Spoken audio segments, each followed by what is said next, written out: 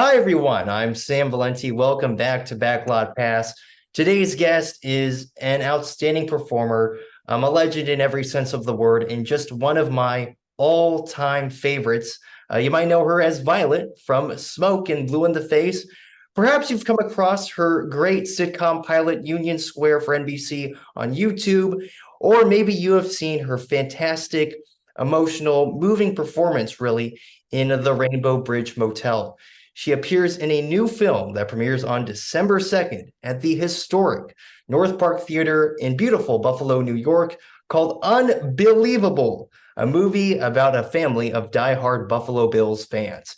In addition to acting, she's also an accomplished artist and author, the one and only Mel Gorham. Mel, it's truly, truly an honor to be talking with you. Well, Sam Valenti, it's a true honor to talk to you because I don't know how the hell you found me, but you found me. Yeah. It's a pretty, it's a pretty simple story about how I found you. I was looking on YouTube one day. And I love anything like old TV and stuff. Just love scrolling through stuff on YouTube.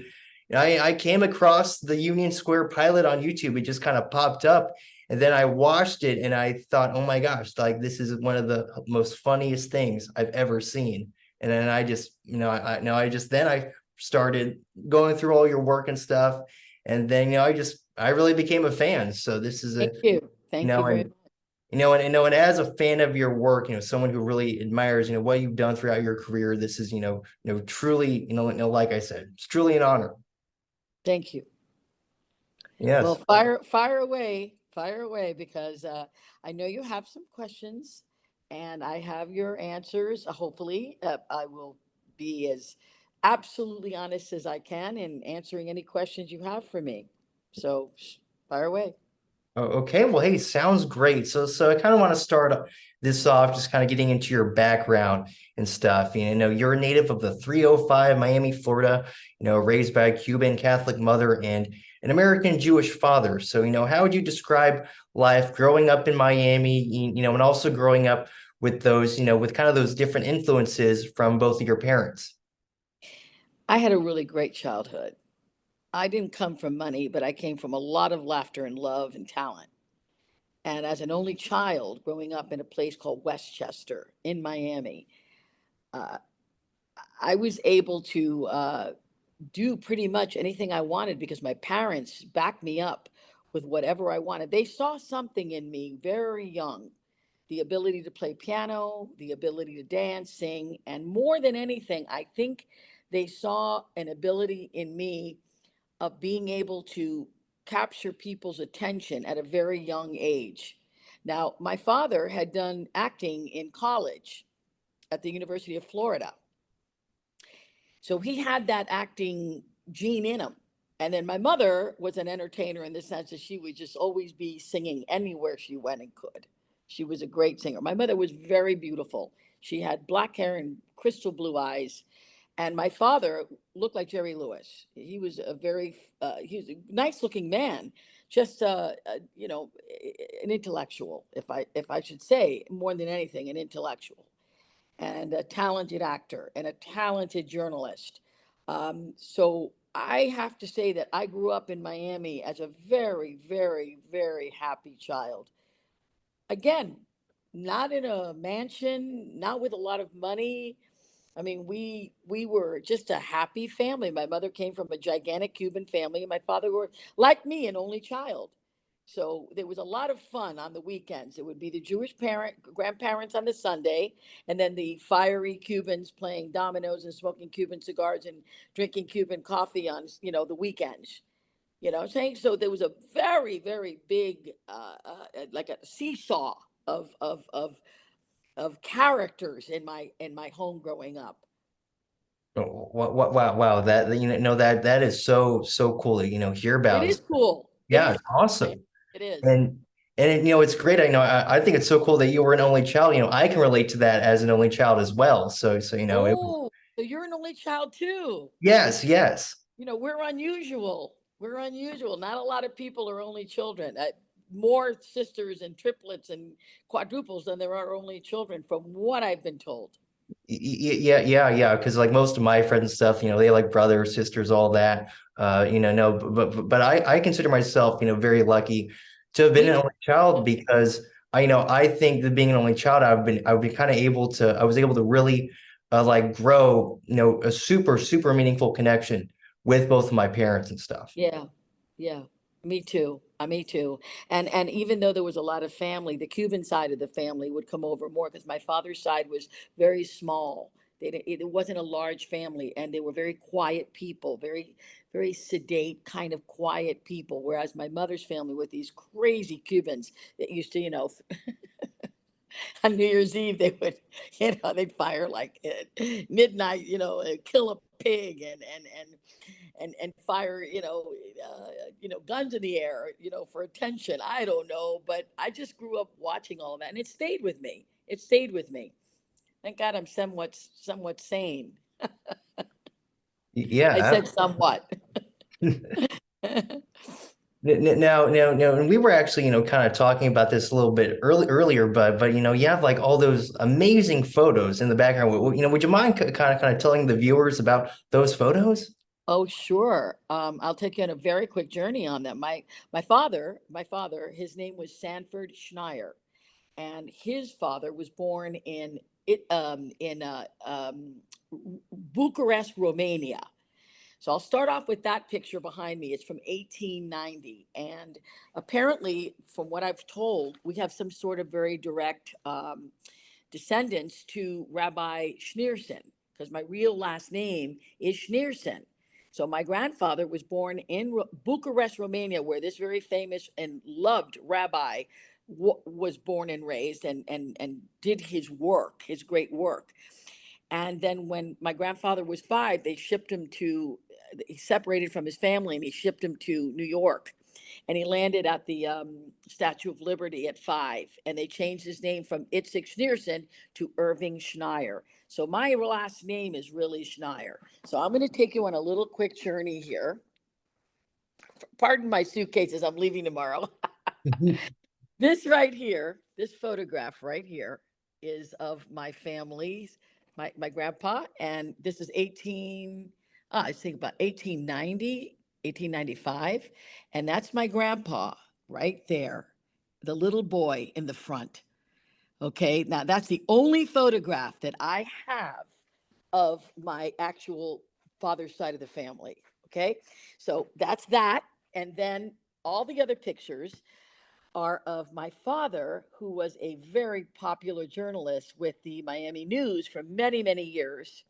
He wrote stories about movie stars coming to Eden Rock Hotel and the wonderful, famous right down the street from where I live, which is called the Fontainebleau Hotel, and people like the Beatles and Marilyn Monroe and Frank Sinatra and the Rat Pack and Jerry Lewis and Bob Hope and I mean this is another era, of course, Sam. You're young and you may not know who these people are now, but if you dig into the past, you'll see they were of what the famous people today are.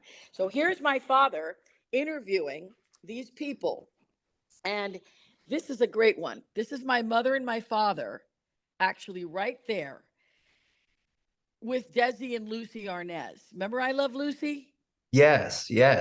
That's Lucille Ball, and she was American, and she was married to the Cuban who was Desi Arnaz, and my mother was Cuban, married to an American, and my father had done a story on them at the Fontainebleau.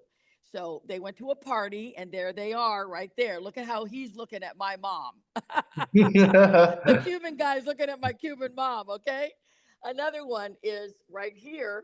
My father interviewing the famous actress who died 2 weeks later, Jane Mansfield. She was a very big blonde bombshell when Marilyn Monroe was famous. That's my father with a pen in his hand, writing, a pencil in his hand, writing her story. This is my father right here with my mother at another party, having a nice time with Mr. Red Skelton. I don't know if you can see it. I'm trying to get a better vision of it. There it is. Red Skelton. Then that's my father with Ed Sullivan, interviewing Ed Sullivan. And then there's my mother pregnant with me. And this was Jackie Gleason. Remember the Honeymooners? Oh yeah, Jackie absolutely. Gleason. And my mom is next to him. My father took the picture, and she was pregnant with me. And the great interviewing. Okay, let's see if I can get it. My father interviewing Jerry Lewis and Jerry Lewis interviewing my father. And they looked alike. That's my dad doing the story on Jerry, and my Jerry taking the pencil and paper and doing the story on my father. So basically, I have this wonderful history behind me on the wall. My father passed away 2 years ago. My mother passed away 20 years ago, and I just I kind of I live with them in my heart and soul because my parents were wonderful. I really was very fortunate to have really good mom and dad. Yeah, absolutely. Oh my gosh. I seriously can't even begin to tell you how amazing, those photos are. I mean, it's pretty Aren't they cool that, cool? it's pretty cool that you get to like just walk around and just kind of look at those and you just kind of just think back to like what must have been going on, at those times and stuff and just think how cool Those times were a it lot. is. I think me personally, I just think those times were a lot cooler than today. I think today is much more complicated, and there's a lot of I mean there were problems back then in the world too, but just life in general seemed so much easier and calmer and more fun. More fun. I'll leave you with that. Yeah, yeah, yes. It would be amazing if we could ever get a time machine. We could Yeah. like go back and because I'm sure there's a lot of people even from this from like this generation that would just love to like go back in time and just see what life was like, in those days. Yes. You can go further back than that and imagine days of Christ. Yes. Right. Yeah. Yeah, yeah, absolutely. Now, Next question. yeah. And no, and you've talked kind of before, I was, looking at some past interviews you had done about, now about, your kind of interest in just like in like the lifestyle, of like those days, just like the 50s and 60s, kind of just kind of how early, did that start for you? I would say in my very, very, very early 20s, I started getting really attracted to the Audrey Hepburns of Hollywood, that era. That then in the 60s, I grew up during a time where um, there were movie stars that were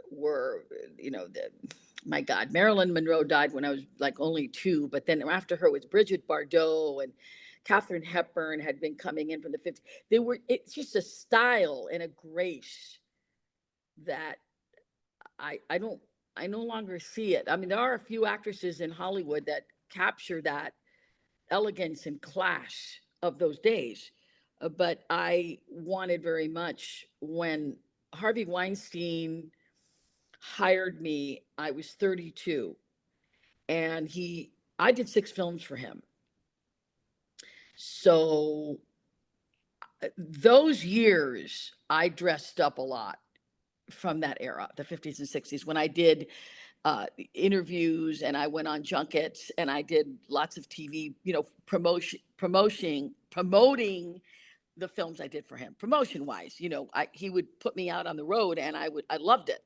I loved it. So I would dress up with gloves and hats, and I enjoyed that. I looked different. I knew I was different than everybody else. Yeah, yeah, yeah, absolutely. And it was interesting because I was, like I was looking back at some like those interviews, know you had done during that time. You were doing all sorts of press and stuff, and I just think it was, I think it was awesome that you were doing that and stuff. Yeah. No, I think no, I think it really, added Well, to what Stan, you were doing. even the music, the bossa nova of that era of the 60s, that's my favorite music. I listen to that driving. I listen to that sitting home alone, having a martini, whatever. I just love that music because it reminds me of an era where I was very, very happy. I'm not that I'm not happy now, I am, but it was carefree. Where today's world is worrisome. Back then I was carefree. I didn't have worries. Yes, absolutely, for sure. So I want to kind of talk about now, kind of how you sort of got into acting, how that interest began for you. It says in your bio online, it says that when you got on stage to perform, you're like at the age of 12, you're performing a play, it says kind of that's when you decided, that you were really going to pursue acting. That You know, was it. Yeah, that was it. That was my imprint in the cement. I knew when I stepped on that stage at 12, I did a play called um, Our Town by Thornton Wilder. And I was 12, and I remember saying, this is it. I tried the piano. I still play piano. I have a piano. I tried singing. I tried dancing. I was good at that, but not like I was with comedy and with acting. That's where I knew, in your gut, you feel it right there in that center of yourself when you're doing something that feels right and that you belong. Yes, no, and really, I can relate to that because it's kind of interesting. When I was younger, I used to play the piano, and I was like in choir and stuff. I'm like doing all this different thing, all these different things. But then, I did like this mock, sort of news broadcast thing somewhere, and that's actually when I realized I wanted to go into, broadcasting and journalism and stuff, and Right. that's what I want to do, and that's kind of why, Well, you're doing it. Well, you're doing it, and you're doing it in modern day, which is wonderful. And I see it in your face. I see it in your eyes. So you need to pursue it, which is why I decided to do this with you, because of your wholesomeness and your purity, and you've come across as a really nice guy. Gosh. Well, thank you so much, Mel. I know that really means a lot to me coming from you. I truly, truly appreciate that.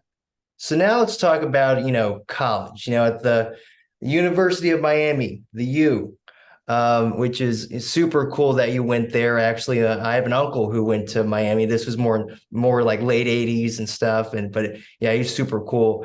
And, you graduated, fine arts degree in drama. So just overall, what was your experience like at Miami? I loved my 4 years in college. I wouldn't have been able to go there hadn't it been for my father, who, when he left the Miami News, he went to work at the University of Miami as their journalist, as their paper guy. And because of that, he was their public relations guy. He, I was able to go to college for free, and that's a private school, and that's a very expensive school. Even back then, it was as expensive as it is today. Okay. So he knew that I wanted to be an actor since I was 12, and he supported it 100%. So he went to work there. And the perk was for my father to be able to send his children, and he only had one, to the University of Miami to study anything she or he wanted, which is medicine, law, whatever. I chose the Ring Theater at the University of Miami. I got in right away. I auditioned, I got in, and I spent 4 glorious years there preparing myself for professional world of acting. Now, people who had gone there before me were Ray Liotta, Stephen Bauer, um, Sylvester Stallone even went to school there way before me, like 15 years before I went there. He was at the University of Miami Ring Theater as well. The teachers there were very tough. They prepared you for what it was going to be like in the future. It's like the life of an athlete. You dedicate yourself to it, and there's nothing that gets in your way, or not. I'm curious, have you ever gone back to like Miami, in any recent years, given like any like guest lectures or anything? I'd be willing to. I've been so busy. In my last years of retirement, I got out when I was 50, and I just turned 64, and I am doing more now than I've ever done before, without an agent, without a manager. I mean, I was with ICM for many, many years, and I had an amazing manager named Lisa Loosemore, and she was brilliant. She's Christine Baranski's manager and several other well-known people in Hollywood's manager. And then when I decided to get out of the business, I decided to be close to my father, and I moved to my Miami Beach with my Great Dane. And I ended up, taking care of my father until he passed away 2 years ago. So in those years of retirement, I have managed to make movies and I have made 4 documentaries on my own, which I love doing, but I'm tired now. I want to do what I just did right now. I have a movie opening on December 2nd in Buffalo, and I did it in Buffalo I spent 31 days there shooting this comedy. It is the best role that has ever been given to me in my entire career, and I've been given some good roles. And it's the most fun role I've ever done. And the fact that I'm working with my friend Scott Rubin, who is a genius in comedy, and he was the longest running chief editor of National Lampoon, and I was haunting him for years to work with him. We did a movie 5 years ago there called The Rainbow Bridge Motel, and now we did this one called Unbelievable. And I just know, I feel it in my soul that this movie has great wings. And I think that because it's based on a sport, which the fanaticism behind the sport, which I knew nothing about until I did this movie in Buffalo, is I have to laugh because this it's a funny movie. Okay, that's all I can tell you. It's really funny. And when I pulled Lucille Ball and Carol Burnett out of my ash. Okay, and you could keep the word ash in this interview because I did physical work that I haven't done in 20 years or more. I mean, really, like real physical comedy, like real physical comedy, and where you're just completely immersed into this character. Now, I portray his real wife, Evie, and I play a character named Edie. And in this movie, it's a small family, and it takes place one afternoon into the evening of the Super Bowl, where the Buffalo Bills are up against another team. And as if you know, they've been to the Super Bowl several times, but they Yeah. get this close and they never fucking win. And these people are magically addicted to that team. And it's thousands of people, thousands and thousands of them. Okay. So I can't wait till December 2nd. I'm very excited to be such a big part of this whole thing. And I'm a producer on the film as well. That's awesome. So you're a producer as well, producing and acting. That's awesome. Yeah, I got the best role, man. I love my character so much. Now I want you to know, at this point right now, while this interview is going on, I've only seen the trailer. Really? So you have not seen, any more than that. Nope.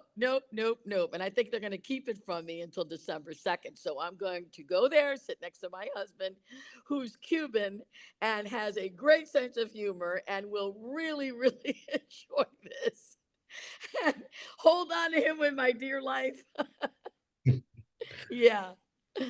Well, I'll tell you this, I can't wait to watch it. I can't wait to watch it as well. No, Did I'm you a see the huge, trailer, Sam?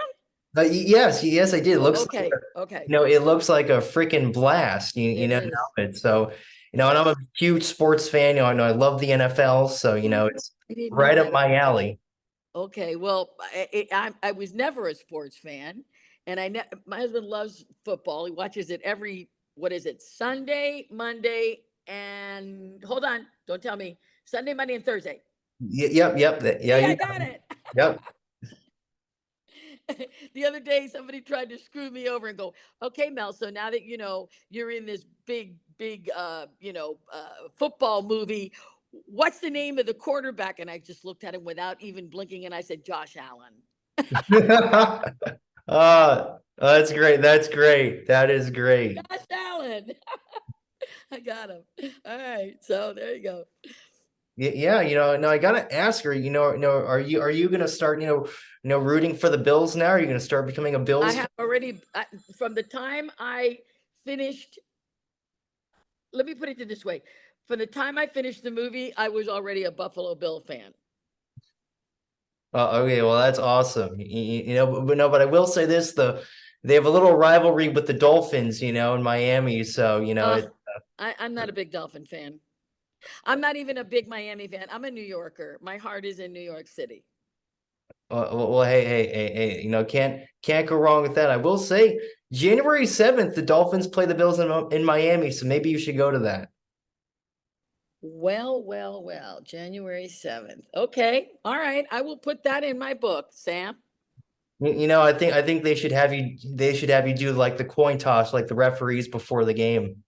I'd love that. By the way, I hope to God this movie gets to the Bills so they can see it, because they're going to get a hell of a kick out of this film, because there's not a lot of movies made about sports.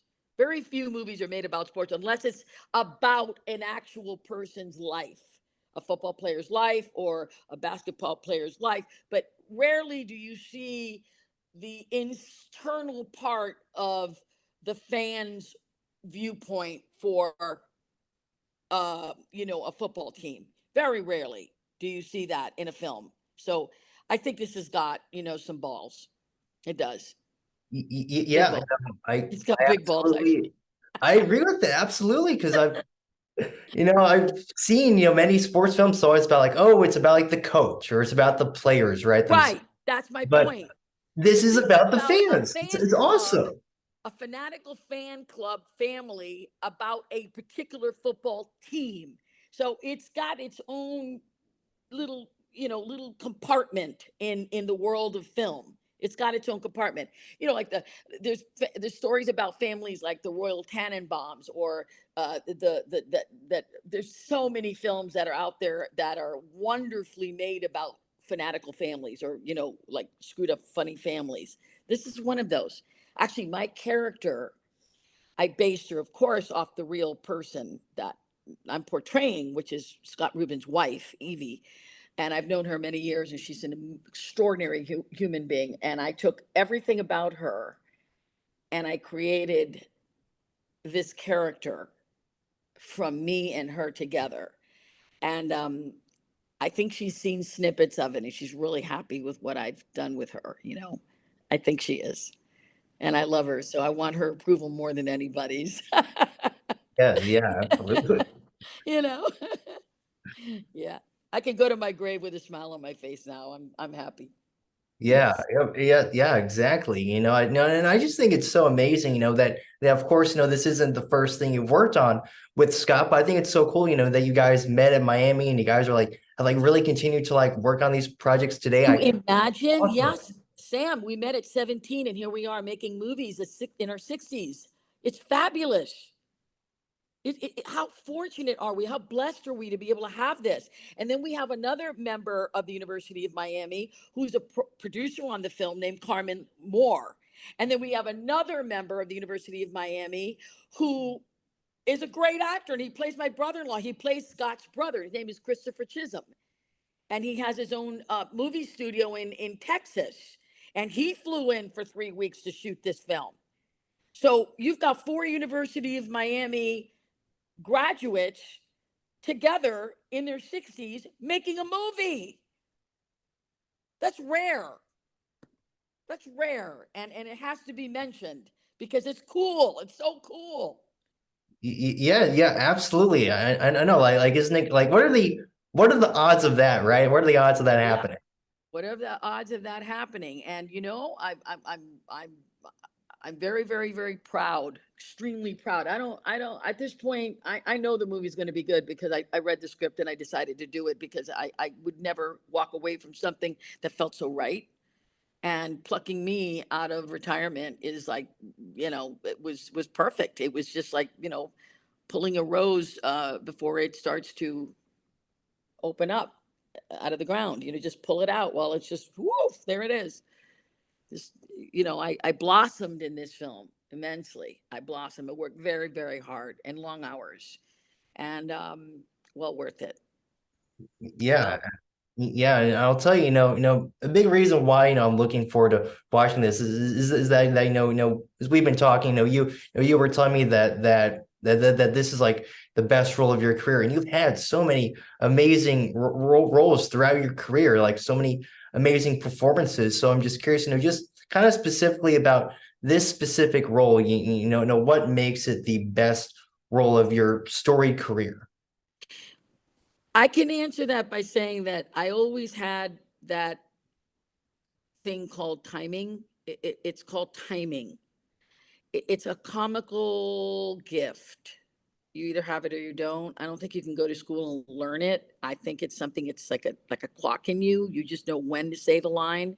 and when not to jump on the next line, and you know when to let the laugh happen.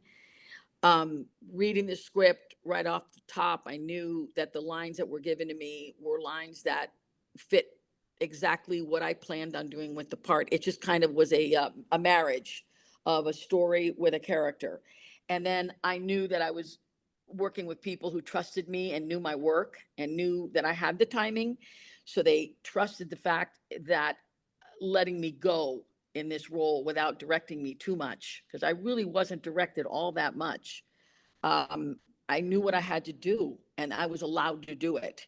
Now, I have heard through the grapevine and years of being in this business that Woody Allen works that way with his actresses, which if you look at his history, most of his main character actresses won Academy Awards in his movies because he doesn't really believe in directing the actor while they're working. He just does takes a couple and that's it. And that is how I work. I've always wanted to work with Woody Allen, quite frankly. I'm putting it out there. Maybe you can get to him for me. But I always wanted to work with Woody Allen, and it's because he does work like my friend Scott Rubin. He just trusts me and lets me do what I know how to do. And then if he doesn't like what I do, he goes, give me another take. And then he goes, give me another one. And all of them are different. So when he goes to edit, he's got 6 choices of how I did that line. You follow me? Yeah. Yeah. That's why. That's why.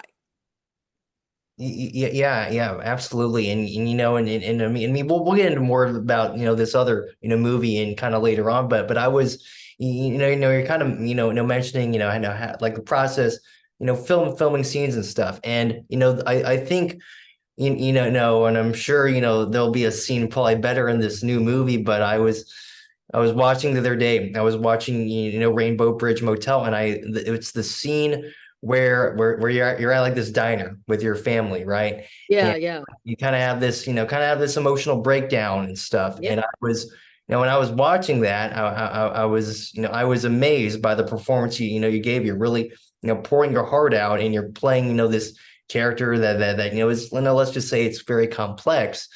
And it was a really really a moving scene. I was like, my jaw was on the floor when I was watching that. Thank you, Sam. And thank you for acknowledging hard work and honest work. Honest work. Um, I probably did 6 takes of that.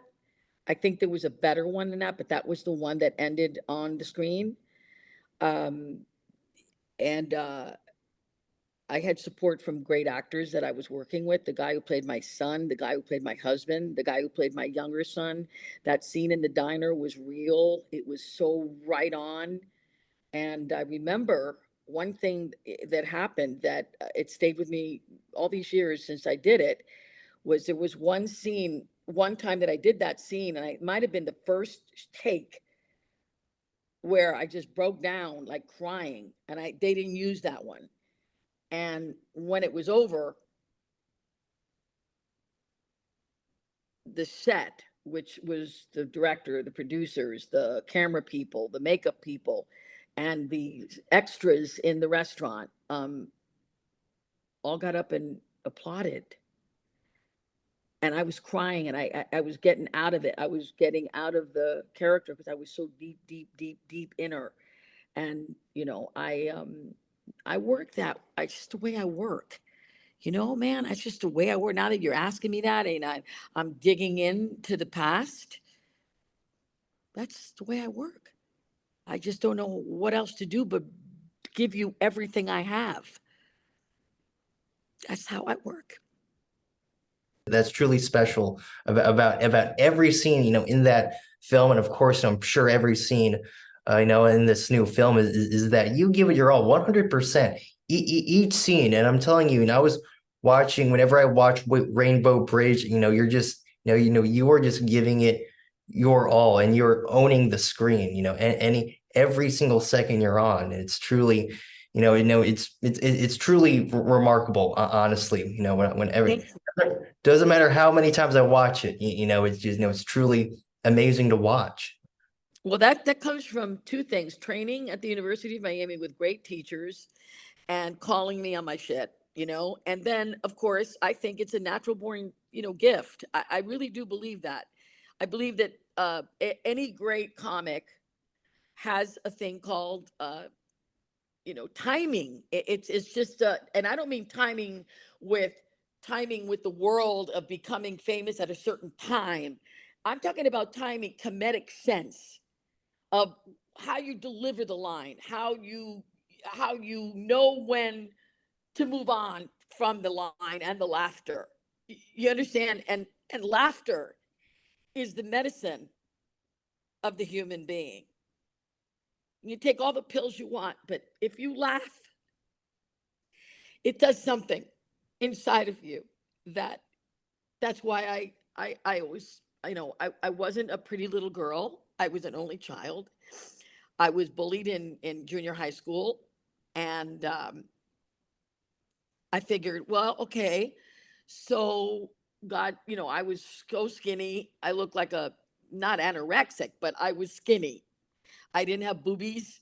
I was just this with little glasses and a big Jewish nose, and I found my way around it, man. And I did it through comedy right off the bat. I did it with a big personality, and I did it with laughter, making people laugh. I've been doing that all my life. So to me, it's normal. It's completely normal. And I still do it. I still do it. This role, though, was like I did comedy for 5 years straight in a row with a guy named Angel Salazar. We did a comedy troupe in New York City. And it was like a Saturday Night Live. And I had 21 different characters. From a Japanese tourist guy, I played a Japanese man with buck teeth and these big glasses and these cameras all around my neck, and and pulled up my pants, and I did all this live every Tuesday night, dragging my suitcases around Manhattan for $30 and a ride home. And that's what fed my my desire to continue, because I always knew that I was different, and I never worried at auditions that somebody else sitting there or across from me or next to me was going to get the part. I never saw it that way. I would sit at a corner, mind my own business, and go in and kill it or not. See, so it's also a mindset. It's a mindset. It's knowing who you are, understanding who you are, what you have to offer. Now, maybe not everybody needs what you have to offer, but in a lot of cases they did. And I got those parts and I did those roles. Yeah. There's a lady actress who I love. And she was on a show called Schitt's Creek, and she played the role of Moira, the mother. Catherine O'Hara is her name. I hope she gets to see this interview someday, somewhere on media, because she makes me laugh. And not a lot of people can make me laugh. I mean, Eddie Murphy makes me laugh. My favorite comic of all times was George Carlin. That's the kind of humor makes me laugh. And today it's Manifalco. Can I say his damn name? It's Sebastian Manisfalco. He's an Italian guy. I am madly in love with his comedy and his timing. Brilliant, brilliant, brilliant, brilliant, brilliant, brilliant. I'd love to do a movie with that guy. And I'll go toe to toe with anybody. Honestly, anybody. I'll go toe to toe with Meryl Streep. I'll go toe to toe with anybody. I have no problem, because I know, I know what I'm doing. I just do. Yeah, absolutely. I think it's cool they bring up Sebastian. My parents went to see him in concert like a couple of years back, and they had Sebastian?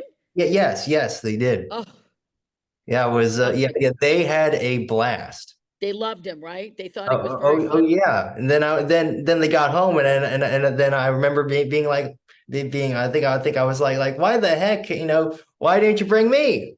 I must have had Yeah. homework that night or something. Yeah. The guy is just he's just very, very entertaining. I mean, he deserves every penny he's getting now for making these 1 hour specials on Netflix. He's great. He's great. I can't wait for his next show. And I've seen every single one of them. I think there's 5 of them. I've seen them like 2 or 3 times each because of his material and because of his timing. And I have to say, one of the greatest things he has is his physicalities, the way he's an actor. And then he has this ability to take something and then skate around it and make it funny, even though it's not apropos to talk about in today's world. Need I go any further? No, but that's what he's very good at. Very good at taking what's happening in this world today and skating around it and making it funny. That's hard to do. That's really hard to do. And he's a genius. I find him to be a genius. Really, really, really smart. Yeah, yeah, Okay. absolutely. And So it's what's your next question, Sam Valeni? well, let's see. Well, first of all, I just want to say this to you because we're kind of talking about the importance of making people laugh, the importance of laughter. And I was thinking about this as you were talking about that because some days, gosh, I'm in college, things are hard here. No, things aren't easy, and stuff. But I'm telling you, one of the best things I love to do if I'm ever having a not so good day, if I just need a good laugh. I'll be honest. I love watching anything you're in, honestly. No, Oh, come on. Who paid you to say that? no, nope. It is the God honest truth. If I can go watch you, that can absolutely lift my spirits. Thank you, Sam. That's a gigantic, humongous, huge compliment. Thank you. If I did that for you, I've succeeded in this career of mine. If I could get to one person, and I did, obviously, with you, I've succeeded. Thank you. Like I said at the top of the show, one of my all-time favorites. Just Well, then, if anything else, get on a plane and go to Buffalo on December 2nd and sit next to me at the premiere. oh gosh. Gosh. Thank you so much, Mel. Where are you? Where are you right now? Where are you Let's located? see. Let's see. Well, I'm in Arizona right now. I'm in Okay, you're in Phoenix. Arizona. Okay. All right. All right. I'm on Miami Beach, so we're far apart, but I just would love to invite you to the opening. You'd probably Oh, enjoy yourself immensely. hey, Mel, that's so very kind of you. So I will say though, no, I will be in Naples, pretty soon when I come home for break. So maybe, I don't think we won't be that far, just a couple hours. Yeah, we must meet up then. Yeah, well, I'll tell you this, I would love that. Okay, then we'll do it. Yes, We'll do it. that would let's just say that I mean this is already a dream come true, but that would be, even more amazing. So Oh my. Thank you.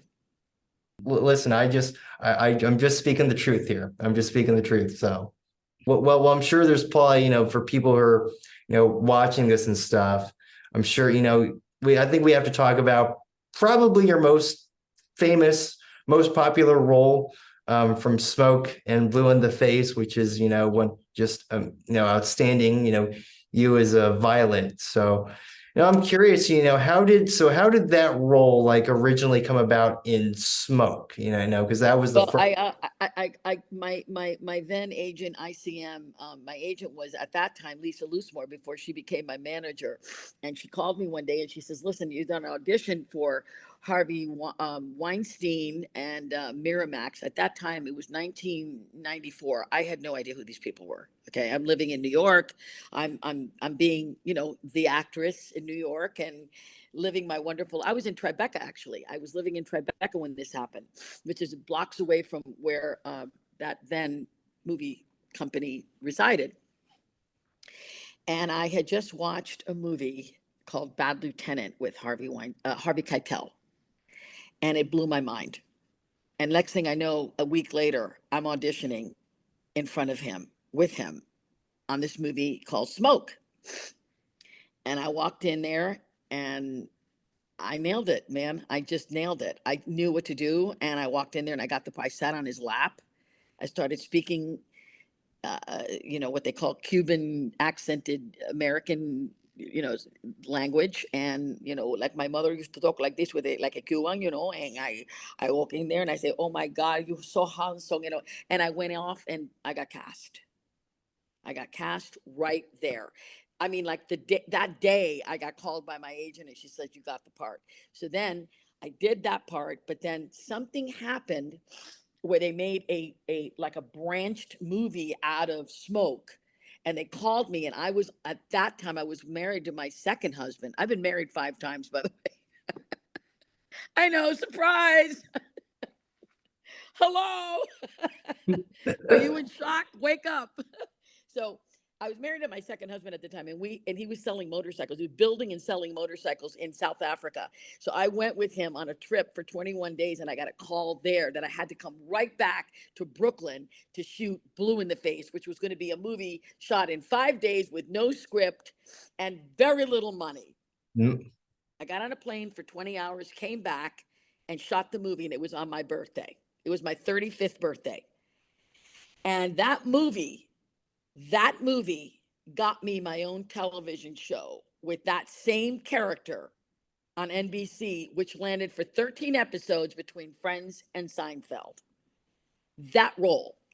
They saw me in Hollywood in this little movie that Harvey Weinstein made with Harvey Keitel and me in it, and I got offered, a major carrot. So yeah, that's what that did. And that's just a true story. That's what happened. Wow, that is awesome. You know that the fever scene, that's, I mean, that's iconic. I mean, I people did this talk to about my that to this father. day. I remember I did this to my father when he saw the movie at the when we had the Miami premiere, and I went like this to my father, and I didn't want him to see me. He goes, "That's okay, kid. I saw you in old Calcutta." uh, My dad, he was so funny. He goes, "It's okay. I saw your butt in old Calcutta on Broadway. I did a nude scene on Broadway. That's what he meant by saying that." But anyway, yeah. So whatever. That's yeah. when my body was really nice. Oh my gosh. Oh, oh, that's great. Like it's crazy though. It's like people to this day they talk about that scene. It's really kind of, I guess in a way it stood the test of time. Just kind of looking back on that specific part now, to just kind of what are your thoughts on it as you kind of if you ever like kind of look back on it today. Yeah, well, Fever was always a favorite song of mine because I love Peggy Lee and how she was able to deliver a song with absolutely not doing a thing except just singing. She didn't move. She just stood there with a microphone and did his song. I did that song at the party that was given to the ending of Shooting Smoke at a Russian restaurant in Manhattan on the Lower East Side, and Harvey Weinstein invited me to come. And there was this little guy playing music on a like an organ, and I just pulled him aside and I said, "Could you play these chords? It's doon doon doon doon doon doon doon doon doon," and the kid started playing it, and I took the mic and I sang Fever. And this was at a party right after, like the rap party. It's called a rap party, RWRAP. It's a rap party after a movie is finished. All the actors and the producers and the cameramen, everybody goes and they eat and they drink and they have fun, celebrating the end of something good. Well, I sang this song, and that's when Harvey Weinstein saw me do that, and he hired me to do Blue in the Face. And that movie really did launch my career. It did. Little tiny movie. I didn't even make what I make $1,000 on it, I think. I mean it, but that also brought me to another level in my career, which was great. Yeah, Yeah. absolutely. And when you were doing like, when that movie came out, you're doing like a lot of press, you're appearing on like news stations and stuff, doing all these different interviews. What was that experience like for you? Was that, I'm sure it was fun, but I would imagine, it'd have to be Probably like a little bit, overwhelming at times, with all No, the stuff. no, no, never got overwhelmed with that. I actually loved it. And Hmm. Harvey used to say to me, you'd send me on these junkets, all over the country to sell smoke and blue in the face. And he would send me, go sick 'em, Gorham, like go get 'em, Gorham. And he would put me on first class flights everywhere, put me in five-star hotels. And I would do these amazing one after another television, radio in each city promoting the movie. So it was a lot of work, but I loved it. I loved it. I really, really, really enjoyed it. It was part of my business. It was part of selling something I had just finished doing. I have no problem with that. This is one of the first ones I've done in a very long time with you, Sam. Honestly, I love doing it. It's just natural to me, and I enjoy sharing a story with people because I have an interesting life. And I've had an interesting life. And I believe I will continue having one until the day I stop breathing, which could be right now. I'm just kidding. I'm just kidding. But you were absolutely, right. You've had such an amazing kind of, journey throughout your entire life, throughout your career. It's like you've Yep. done so much. Yeah, I have. I really, really have. I've had a fulfilled life, honestly, and I will continue working as long as I can work with Scott. I'll just do one movie every few years with Scott until I die. I would love to just work with Scott. Honestly, the reason for it is because he gets me.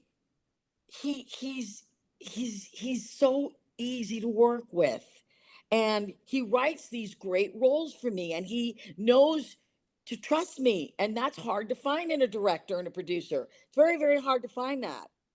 That's why I hounded him for 25 years. He was over at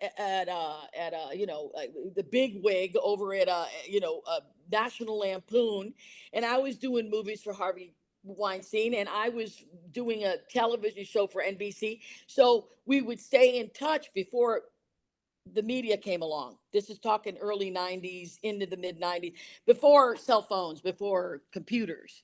So all we had was a telephone. That's all we had, a telephone at the office. Hello? Hi, Scott. How are you? One of those with, oh, hold on a minute. And then it would press a button, and the little button would go. That's what we had back then. And we worked fine with it. We're in a different world now. And that's fine. God bless us all. We're growing, we're getting out of being apes. Yeah. I know it is a very, very different time, these days. It's crazy how much things have evolved, and really, what the grand scheme of, things of just the entire earth is, relatively short time period. Well, you blink, yes. I do believe that because my father on his deathbed at 93, he looked at me and he says, I'm done. DUNN. And I said, Dad, and we're laughing. And he died that night, by the way. He didn't die of anything. Just wanted to go. He chose to go, and he went. He didn't kill himself. He didn't die of a disease. He just said, I'm done. I've done everything I can. And you and I have had a long run, kid. And that's how I want to go. That's how I want to leave this earth. I mean, this was really spectacular. His exit was fucking outrageous. It was just beautiful. It's a perfect exit. Perfect. Perfect exit. Absolutely perfect exit. I say that because, I am fascinated by death. Always have been. Fascinated by it. And I know it's something that nobody gets out alive. So, got to accept it. But I try to dig into why are we here? Why? What is all of this about? And I'm sure every human being does that at some time or another, whether sitting on the toilet or driving. You think about, what am I doing here? What is my existence? Why is someone so brilliant at opening up a brain and being able to, take a lung out and put it and revive a human being, where somebody can stand in front of 5,000 people and make them laugh? I mean, everybody has their own gift. We all have our own gift. The idea is to find what the gift is and then do it. Do it till you can't. Sam. Yes, I completely agree with that. And I think, and I think it's important, if someone has a passion for something, if Correct. someone like really wants to do something, it's like, just go for it. And then that is kind of what, I've tried to, live my life with. And, my favorite little kind of quote or whatever, my favorite little saying is, you only live once, and I know I've always identified with that. It's like, Yeah, we only get one life on this earth, might as well live it up. that's right. And that's what I do. And that's why I married 5 times and there were long marriages each time. I tried my best. And if it didn't work, it didn't work. I didn't kill anybody. I mean, none of them have died yet. A couple of them are 102 or 103, but nobody's died yet. I'm just saying, when I'm happy, I'm happy. And when I'm not, I have to move on. And that's my choice. That's part of living your life well, by the way, is doing what you really, really want to do. And if something isn't working and it's toxic, get it the fuck out of your life. I chose not to have children in my life because I didn't want to be a selfish mother. I didn't want to be some narcissistic, selfish mother that everything was about me and my career, and I couldn't give the life and love to a child that it deserved. So therefore, I chose clearly at 16 years of age not to have children. I could have had them. I just didn't want them. I didn't want to reproduce. It's weird, but I love dogs. I love dogs so much. And I love animals. I don't eat animals. I haven't eaten an animal in 18 years. Let's put it that way. I love animals. Yeah. Big time. That I'm one of those big time ones. Yeah. Yeah, whatever. So I mean, it's interesting that they kind of they bring up children because I feel like, now just by, things I've just kind of read and stuff, I always feel like there's like this stigma that no, it's like, you don't want to have children. How no, how dare you? And I've always thought that is just kind of stupid, honestly. It's like I've Well, then never if people understood were that. like you, if the world was thinking like you and me, there would be no humans. Yeah, I know, right? I know, right? That's true because, I'll be honest, I've never really worked well with kids. I know that, like, I worked at my mom was worked at this, daycare sort of thing, and I was like assistant for her with that, right? And Wrong job. and it was and I was like telling my mom, I was just like, get me out of here. It's Yeah, like, it's it not. was It didn't fit you. It just did that suit didn't fit you. Okay. yeah, So you yeah. don't wear it. You don't, if a suit doesn't fit, you don't wear it. You change your suit. So that's what happens. When something is given to you and it doesn't feel right, you need to be smart enough to say, this is not for me. But it didn't, you see, I never had to wait a table in my career, which is odd because that's the job that most actors have to do in order to subside their living expenses, living expenses, etc. And I was lucky enough to always be working enough to make myself pay my rent and pay my food. And, I didn't have to take that extra job to, make ends meet. And I'm proud of that because that means that I made the right choice in my career of, what I wanted to do and pursue it with everything I had. And I don't try anymore. I don't try anymore. It's just coming to me. So that's really cool. I'm in like the best boat ever. My boat's going, I live on the ocean. So I look out in the ocean and I go, wow, man, my boat's out there and it's beautiful and it's sailing and it's got sun on it. And even when it rains hard and there's thunder and lightning, I like that too. Yeah. Yeah, exactly. And I think that's awesome is that you're living life, the way you want to live, and you're doing stuff that you love. I mean that's, I mean Yes. that's freaking fulfilling. It is fulfilling. I don't think there's anything more, Sam, I don't think there's anything more, but I've also been given the gift of good health. I take care of myself. I never done drugs. I never did drugs in my whole life. So, I mean, I quit smoking cigarettes like 20 years ago when my mom died. I quit smoking cigarettes, and I drink occasionally. I'll have a martini or a glass of champagne.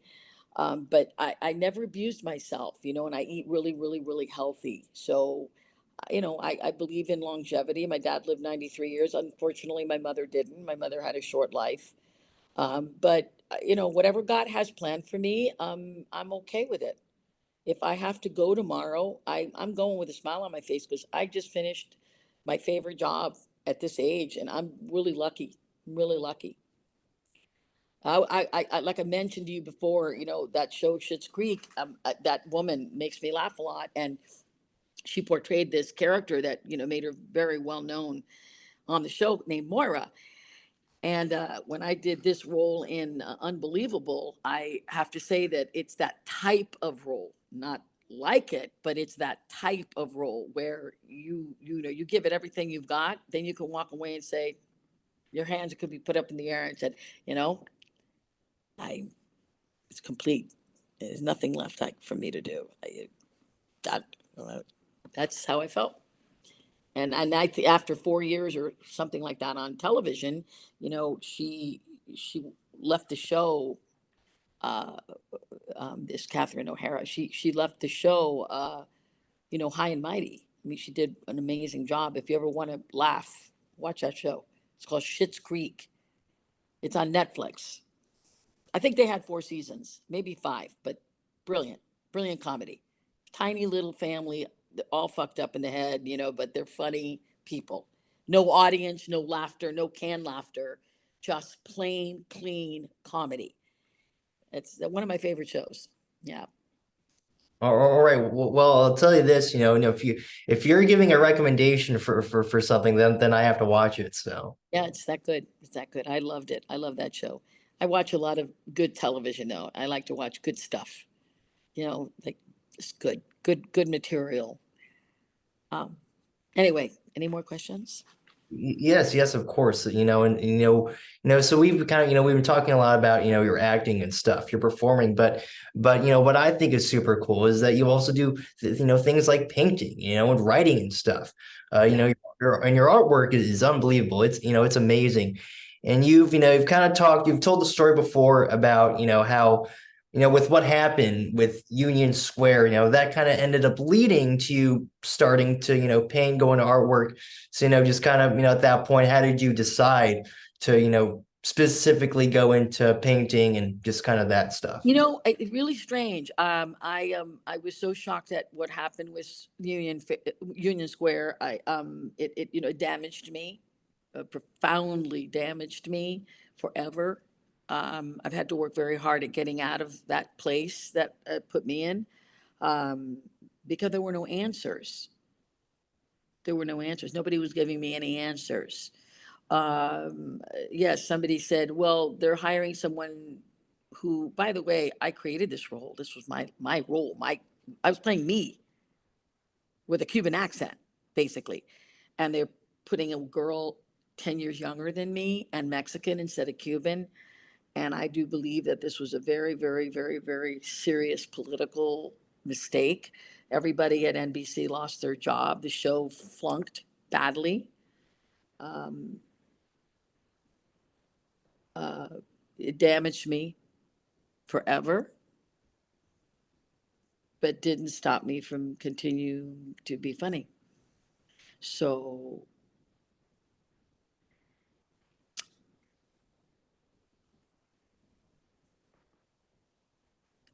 that that's what I think catapulted me into buying a large canvas that was blank. And I moved to California, but basically I got back on the horse that had bucked me, and I started painting. I had never ever painted a thing in my life. I had never drawn anything. And I started painting. Something was inside of me that needed to come out, and I allowed it to. And I've done probably 100 paintings, and I've sold 60 of them. 70 of them. I think I have 27 left of my paintings. And I travel the world and I pick up shit off the street, an earring, a glove, whatever I find. I'm always finding something. And I put it in a bag. And then when I get this desire, every 4 or 5 years, I'll bang out 21 paintings. And they're big, they're large canvases. And then I'll do a show and I'll sell them. And I never miss them when they leave me. I sometimes give some away to special people that really love it, and I don't want them their money. But it became a passion of mine. And then I wrote one book, and it was about my Great Dane, Isabella. And that dog was like my daughter. I had had Great Danes before her, but this one was spectacular. Isabella was spectacular, and I wrote a book about her, and it was for children. Now you go figure that. I don't have children, but I wrote a children's book, and it's on Amazon, and it's called The Perils of Isabella, the Great Dane, and it's a true story. And when the book got published, she passed away of cancer at 11, which is unheard of for a Great Dane. They usually live 5, 6 years. They don't live 11, and she did. She didn't want to die because she had a great life. And she lived on Miami Beach, and she went on airplanes with me, and I got her from Brazil. Yeah. Yeah. So, yeah. I haven't had a dog in 3 years. Begging my husband to get me a standard poodle named Tallulah. Not trying to, not trying to get a dog to put in the steps, in the footsteps of my other dog. It's not that at all. But it's like when a woman loses a child and then she gets pregnant again and she has another baby and she lost the one before. It's that kind of a thing because I don't have children and animals are my children. So I'm hopefully going to get my last dog soon. And that'll be the last one I have because it'll probably outlive me. Poodles live like 20 years. So, yeah. You know what? I don't know what it is about your face, but you are so sweet and you have a way of getting like Cubans say, la candinga out of me. You have a way of getting me to speak about a lot of things. You're good at this. Gosh, well, so seriously, again, thank you so much. I appreciate that. I was, as you were talking, about Isabella, your dog. I was, I, I can relate to to dealing with loss, because a couple years back, no, and I love my family now, and my mom is, her boyfriend is amazing, Vinny, great guy, and that's why we're moving to Naples and stuff. But I mentioned this because this was back in 2017. I lost my dad, and it was really no, it was really hard, and it's still hard to me. I mean, I know it's been like, gosh, I'll count here. It's been like 6 years, but it's tough, and I deal with that loss every day, and I wake up and I still thinking about him a lot. I can just, as you were talking about that, I could really relate to it, so. What's your blood, Sam? Let's see what in terms of my like Your blood, your DNA. What are you? yeah. So let's see. So my mom, let's see, she was born in South Korea. Yeah. Then she got adopted by American parents, and then my dad was Italian. So So you're Korean and Italian? yes, You yes. have a beautiful face. You really do. You're very unusual. You have a similar type of bloodline that I do, which is Cuba, Spain, Catholic, and then Russian, Romanian, Jew. That's me. That's my blood. That's why I look the way I look. The color of my skin, the color of my eyes, the color of my hair. No, not the color of my hair. That's dyed. But I'm saying, the blood that we are. You have beautiful eyes. You're Korean, and you should be very proud of who you are and what you are. Yes, yes. Well, well, thanks, Mel. That, that's very, very sweet of you to say, and I How do. old are you now? I know you could be my son at least. How old are you now? Let's see, I'm 21 now. Oh my God, you could be my grandson. I'm 60. I just turned 64. Yeah. Like, Wow. like, That's pretty cool. I'll be honest. That I'll be honest. I'm surprised. I'm surprised 64 is your age because you look so much younger than that. Well, to me, age is a number, and I don't care how old I am. That's why I never lied in Hollywood about my age. People used to say, "Oh, never tell anybody how old you are." Well, why not? You're going to find out eventually the year I was born somehow, somewhere.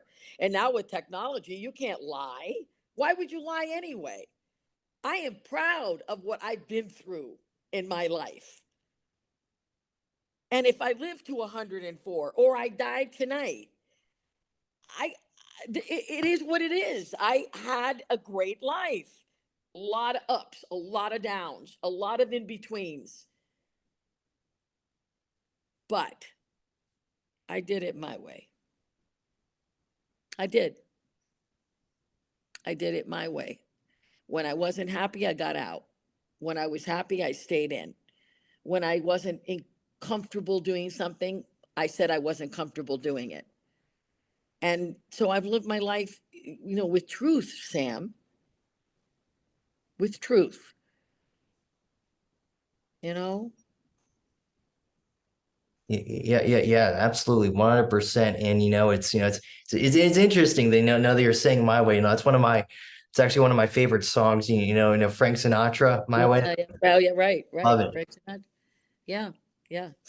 I mean, that one line he says in the song, where, as a man, you get down on your knee, that, when there's a line in the song where he says, he won't go down to his knees. I mean, it's having pride. It's having pride. I'm a speck of sand on this earth, Sam. I look out at the beach and I see all that sand. I'm just one little speck of sand on this earth. That's all I am. But I was born the way you were, and I'm going to die like you are. So we're really the same. We all have to eat. We all have to go to the bathroom. We all have to sleep. So we all have these kind of things that we have to do that are exactly the same. See what I'm saying? But at the end of the day, we're different color skin, different color eyes, different color whatever. But the old saying, I don't know if you ever heard this before, but you're 21 years old. You're very smart. At your age, you're a very smart young man. Is you're born naked and alone, and you die naked and alone. Everything in the middle is just life. It's life. Yeah. Yeah, I knew doing this was going to be good for you and me. I knew it. I really did. I knew doing this interview was going to be good for both of us. I did. And I let my producers know that we're doing this together, and they were happy that we took the time to sit down and talk. So, Well, look at gosh, no, seriously, seriously, thank you so much for just for letting me have this opportunity. I know, like I said, as a great fan of yours, and just all the amazing work you've done throughout your well, life. now I'm a fan of yours. Geez. Well, seriously, well, that means a lot. No, it really, really does. Because no, no, when I do this, I do these interviews and stuff, it's really all about, making connections with people. That's really why I do this. That's why I want to go into journalism stuff. And I want to go into broadcasting because I feel like it's a Yep. great Yep. avenue to make connections with people. And I think I that's, agree. I agree. You should. You have it in you. You definitely have that gene in you, and you should pursue it. Definitely should pursue it. Now, do you have any more questions for me? Because guess what? I watch the Golden Bachelor. Oh no, no, the Golden Bachelor's on Thursday night. I watch on Tuesday nights. I watch Dancing with the Stars. Oh, okay. At 8 o'clock Uh, it starts. Wait a minute, what time is it right now? Wait a minute, we're good. Oh no, we're good. We're good. We're good. let's see. So probably, well, I'll tell you what. I pretty much I have like two more questions that I really want to ask you, Sure. Go and ahead. Get and away. and one of them is, we've talked about your art. You mentioned your book, obviously. I want to talk about kind of your documentaries and stuff, which I think is super cool. Like, how did you start getting into making documentaries? Because I'm a huge, documentary buff. So how'd you get into that? The first one I did was talking about my 5 husbands and being candid. And I had one of my very favorite photographers, Jerry Hinkle. About 6 years ago, I confronted him and I said, "Listen, I just want to come into your studio, and I know exactly how I want to look, and I want you to ask me these questions and do it in black and white." And we did a documentary, and it's called uh, "Where Are the Clowns?" And then I did another documentary about a year and a half later, and I put my father on the movie poster, and he's sitting on a bus bench looking up to the sky, basically waiting to pass away. And I interviewed 12 people in their 80s and 90s and 100, and took 5 minutes with each one of them in black and white. And I interviewed them and asked them about their life and about death. And I called that movie The 13th Floor. And why did I call it the 13th floor? Is because the 13th floor does not exist in any building. If you notice, most buildings go from floor 12 to 14 because they say that 13 is a bad luck number, so they never have a 13th floor. And my father was able to participate in the film, and I have him live talking. That was really cool, man. What I did there, I gotta say, that was a pat on the back. That was cool. And I have that movie, and I have my father talking, and I asked him a question at the beginning of the interview, and I said, like, pretend I'm not your daughter, like, pretend I'm just an interviewer, like, asking you questions. And he said, okay. I said, Mr. Schneier, are you afraid to die? And his answer was just like this, and I'm talking comic timing. Again, timing. He says, I don't know. I haven't done it yet.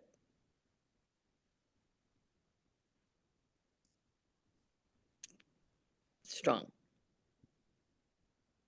And he left like 3 years later. He died, and he died in peace, wanting to go, asked me for a green light. Yeah, man, that's like you talk about closure. That's closure. My Great Dane died in my arms. My mother died in my arms. I had complete closure with all 3 of them. I mean, that's special. I'm gifted that way. I think God uses me in those ways to help people move on. That's probably why I'm such a fanatic. That's such a fanatic with that subject matter. It's because I there's something I don't know. I believe I'm going to see the animal kingdom, and they're going to welcome me because I didn't eat them on the earth. Isn't that stupid? It's stupid, but I don't know. Something rings well with me on that.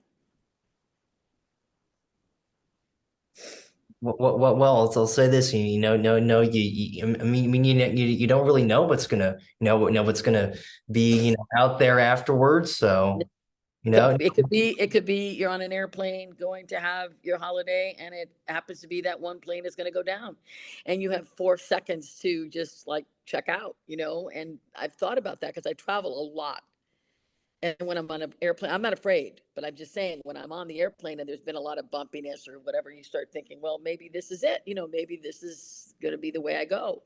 And you got to get okay with it. You have to. What are you going to do? Fight? You're not going to win that battle. You know? Yeah. Yeah, and I'm really, as you were saying, I'm really glad that you were able to get like that closure, with your parents, and with your dog. I think that's yeah, I think it's very important, because unfortunately, when my dad passed away, I'll be honest with you, it just happened. I was in my room, and I came home from like I think school that day, and I just came home, and my dad was just on the couch. He'd been sick for a couple of days, but we said hi to each other. I go to my room, and I go to take a nap, and then like what, a couple hours later, my mom gets back home, and then next thing I know, she's waking me up, and then you know it's like very urgent, and then we have to go to a hospital, and then it happened very suddenly, so I didn't really get that. But And what did your father I'm pass glad that away you from, Sam? so well he had diabetes and stuff, and that's kind of what happened with him. But I mean, I guess for the exact cause, he just had a heart attack. It just kind of it happened. And It he was was very, young. yeah, he was only like 50. So Jeez. mm, Wow. Sorry to hear that. I am. yeah, it's like I said, and it's tough, and it still stays with me to this day. But that it's for me. I actually try to use it as motivation, to be honest with you, to just keep on going, and hopefully make him proud with what I'm doing in life. Oh, what you're doing wonderful because you're doing what you love to do, and that's all there is to it. Period. Nothing, no questions asked. You're doing what you love to do. And as long as you're doing what you love to do, you're in the right place. Period. Yep, absolutely. Hey, I can 100% get behind that.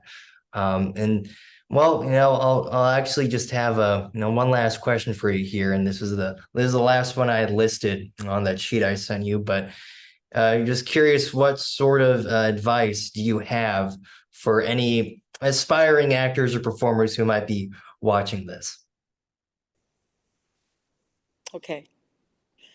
That's a point blank question, and I will give you a point blank answer. Be honest with yourself and how good are you really? Or are you mediocre? Do you think I can answer those questions because when I danced and I sang and I played the piano, I was able to entertain, but I wasn't anywhere near as good as when I got on stage to portray a character or make people laugh with. So in your heart where you excel. It's like someone who wants to become an athlete and go to the Olympics. You kind of know by looking at the people around you if you, like Mama Rose says in the musical Gypsy, either you got it or you ain't. And boys, I got it. You know, you just know. Now, if you know that, then put on blinders like a horse and go for it. And don't look to the left and don't look to the right and don't look behind you. Just go forward and give it everything you have, but you got to be committed. You have to be committed. This business, you have to be committed. It's narcissistic, it's selfish, it's me industry. Um, I was like that for a while. I was until I got smart and I realized that it's not me. I didn't want to be that narcissistic person that didn't care about anybody but myself. And I'm not that person today. And that's probably why my work is better now than it's ever been because I'm different and I've grown and I changed what I didn't like about me. And so my opinion or advice to a youngster who wants to get into this business is yeah, nothing wrong with this business. It's a beautiful business. Even when you don't succeed, it's a beautiful business because you're going to have good moments one way or another. You're going to meet interesting people. But don't kid yourself either. If you know you're not really special or different or good at what you love doing, then think twice, because it is a long journey unless you get very lucky. And there is some luck involved in this business. And be careful, because, it's not what you call a holy business. There's a lot of deceit, and the demon is all over it. There's a demon all over this. Hollywood is, I love Hollywood. I was never scared of it. I'm still not scared of it.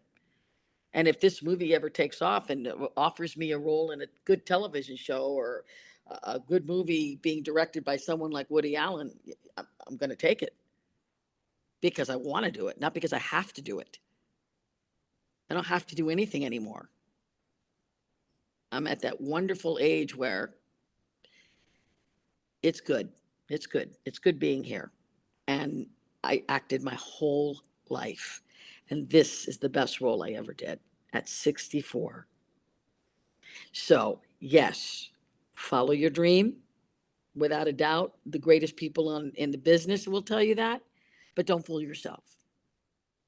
You need to be very good at what you do, and you have to have a lot of confidence in your work and your ability. And I had that my whole career. I had confidence. I knew I was funny. And I knew that I was funny because I made a lot of people laugh all the time. So when you can do that and you hear the laughter because you're making those people laugh, that makes you more and more and more confident. That's why I did a lot of live work in New York. I based the first 33 years of my career, I based it in New York City doing live comedy, live work. I did stand up, and I did a troupe for 5 years, and it wasn't about money because I wasn't making shit. It wasn't about money. It was only started making money in my 30s. Yeah, that's the truth. That's the bitter truth. Well, hey, that's some fantastic, absolutely fantastic advice, Mel. And I guess, as I look at my list of questions, all I see now is a bunch of white space, which Oh, good. so Oh, good. I guess, yeah, I guess that was the last question that I had, but once again, and I'll say this, to anyone watching this, please go watch Unbelievable. It comes out, premieres December 2nd. It's going to be the best freaking movie of the year, so you better go watch it. You'll have a good laugh, have a fun time, God bless you, and Sam. please go watch the amazing Mel Gorham right here, because she is, like I said, all time great, and a legend in every sense of the word. So. Who are you? I just love you. Thank you. You made me feel so good today. Thank you. Thank you. Thank you for supporting me and believing in me. And I'll know you forever. Okay. Your phone calls will get answered. Mel, thank you seriously so much. I mean, this Although was, I do get a lot of spam, like scam likely, but just kidding. yeah, good. Like I was saying, this is, it's been a real dream come true to seriously to just have a amazing conversation with you, like to be able to just converse with you, connect with you. It just amazing. Well, you definitely made my month, and I appreciate your support. And I want you to see the film. So let me know. Call me when you see the film. I sent you the information so that you can look at the trailer, and then you can I think get it for $20 or something, and then stream it or whatever. I'm not sure how that works because I'm not techie, but it's there. I haven't seen it yet. I haven't even seen it yet. Actually, I don't even want to see it till December 2nd when I walk the red and blue carpet. Yeah, yes, exactly. I mean, gosh, that's gonna be awesome. Get to be at the premiere, get like a whole theater and everything. That's Oh, gonna be awesome. and I know the theater happens to be really beautiful. It's really, really, it's old. It's old Buffalo, New York. It's really nice. Yes, hey, it's going to be amazing, and I'll tell you this, I'll definitely let you know when I'm able to watch it because as soon as it comes out, I'll be probably one of the first to watch it. So, I hope so. And Sam, whatever I can do to help you, I will. I'm here for you. Okay. I'm glad I met for the first time tonight, and I never even knew what you looked like, and then I saw your podcast with another fellow, and then I was, that's how I met you just now. It's all very pure and very new and very real. So, and you're a beautiful man. You're a beautiful man. Follow your dreams, buddy. You're gonna do okay. well, thank you so much, I'll say this again, because I guess I will. I'll be in Florida in a couple weeks, so I have a month off from school, so perhaps maybe we can connect We sometime. will. We will. We will. Good night, Sam Right.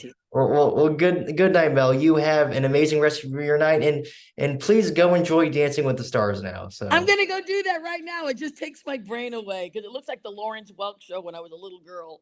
It reminds me of my childhood. You don't know this, but there was an old show like it when I was a kid called the Lawrence Welk Show, and the dancers were beautiful and they danced and all that. So that's what I'm watching now. It's kind of I put myself in a good place by watching it. You know what I'm saying? It's yes, a good yes. feeling. It's a good feeling.